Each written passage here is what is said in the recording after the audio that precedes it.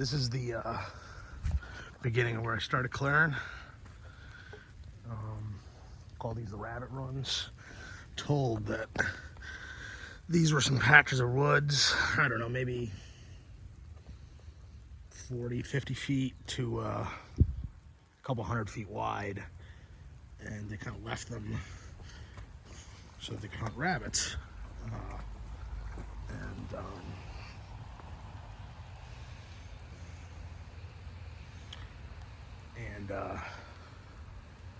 Kind of provide a little habitat for the rabbits. But anyways, this is the this is the burn pile. You can see this. That's an enormous tree right here to give you a little bit of frame of reference. There's the tree. There's my hand. That tree is probably, I don't know, diameter of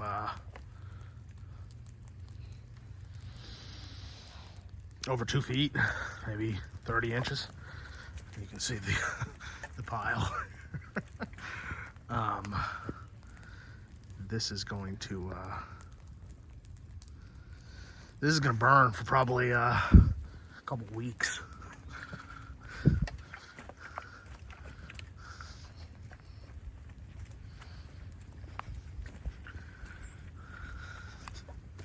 Definitely the largest clearing project I've ever undertaken.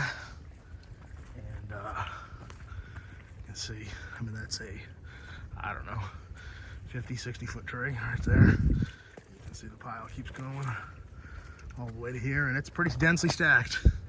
It's gonna burn. And you can see clearing continues all over here. So this was thick, but not so thick that there was some stuff in there that could have been worth timbering, but most of it that was good I left. I mean, I left some poplars here, a little stand of poplars. I'm gonna leave a little stand of cherries, even though we don't really like the cherries because they do pose a risk to the goats. I just excavated around those three right there. Paradise trees. Supposed to have a pretty bad windstorm overnight and tomorrow. I could see if the wind takes those three down for me, and maybe it'll take it down uphill, which I'd have a hard time pushing those three uphill. And if so, it'll drop all those branches in the field rather than this is slick, rather than in this dirt that I've been smoothing and grading. Haven't really done a whole lot over here, but you can see there used to be a huge gully that run through here, and used a lot of dirt to fill that in. Fortunately, it's still not quite enough dirt. I could use a little bit more here, a little bit more down to the bottom where I've been dropping scoops of dirt. But like I said, we're gonna leave that little stand of 3 cherries right there. I'm gonna leave that one big cherry up there. I'm gonna leave these little line of 5 poplars here. Maybe leave these 2 here. Maybe leave that one there. This enormous poplar right here. Gotta be at least 100 feet. Is really badly rotten. I'm afraid to do anything with it. So it's gonna stay, probably die. I mean, it's on its way out already. This one here is pretty rotted too. I just need to see if I can push it. And then this run kind of continues all the way up here. And you can see the gully that runs in it. I kind of started pushing in. Created a few spots right across. A bunch of paradise trees to push here.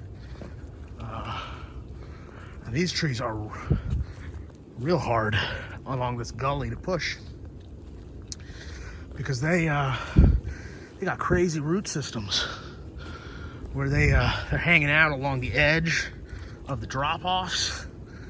And man, I mean, those roots run along the drop-off, in the drop-off, up top drop-off, and their systems are 3 times the size or more of a normal tree. So these are pretty hard to push. Got a few more paradise in here. Everything's gonna get out of here. And then I'll have to see how I kind of fill this in, if I can get some dirt from in the woods over there and start working it all the way down. But, you know, the main clearing was down there. See if I can show it from the top. That should probably get us back a couple acres. And I mean, especially this stretch here is completely useless. Really junk trees, almost all paradise trees. I've taken a bunch of them down already, but you can still see a bunch of paradise trees. All these things do is drop branches, provide shade, which limits the growth of the grass. So you can kind of see it's looking smoother. I mean, I kind of stopped spreading some right here, so it's still pretty uneven there, but we'll have to see what I can do about the dirt. We're definitely short quite a bit of dirt.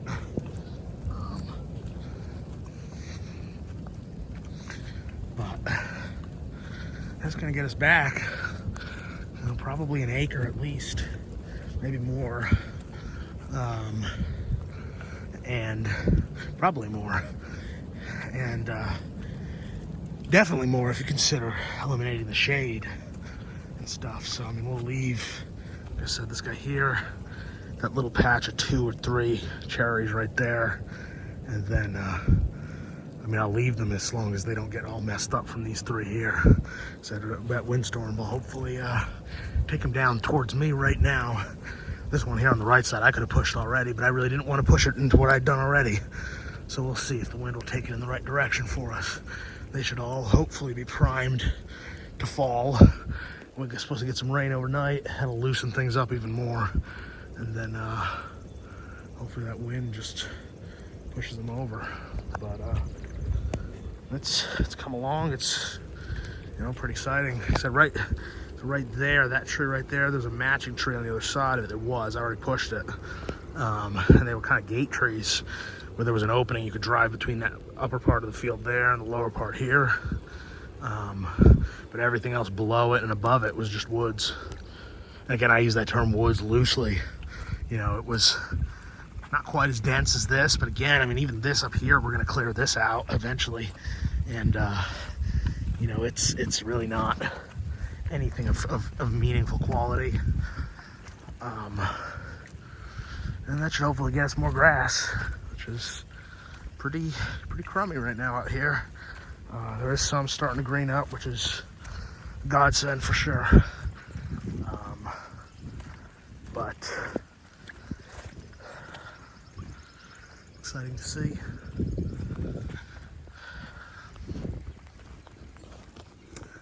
Like I said, we'll give it more clearing on here. I began it last summer. This will kind of do it at a more leisurely pace and try to do it more strategically, such that we can push trees for the benefit of feed for the goats and ensuring that nothing kind of goes to waste. They can eat those leaves.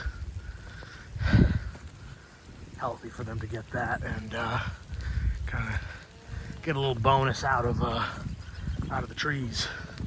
So I can see some pile there. So anyways, just wanted to share a little bit of the progress of the clearing.